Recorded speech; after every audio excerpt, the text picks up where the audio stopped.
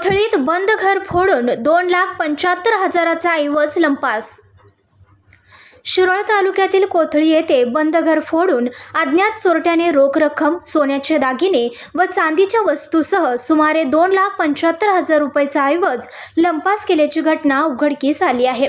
या प्रकरणी जयसिंगपूर पोलीस ठाण्यात अज्ञात चोरट्याविरोधात गुन्हा दाखल करण्यात आला असून पोलिसांनी तपास सुरू केला आहे।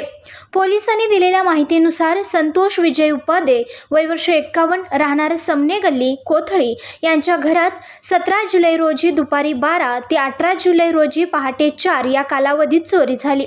घर बंद असल्याची संधी साधत चोरट्याने घराच्या मागील बाजूच्या दरवाजाचा कडी कोंडा उचकटून आत प्रवेश केला।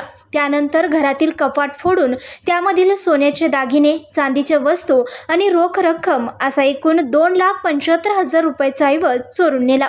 चोरीचा प्रकार निदर्शनास आल्यानंतर परिसरात खळबळ उडाली। जयसिंगपूर पोलीस घटनास्थळी दाखल झाले असून अज्ञात चोरट्याचा शोध सुरू आहे।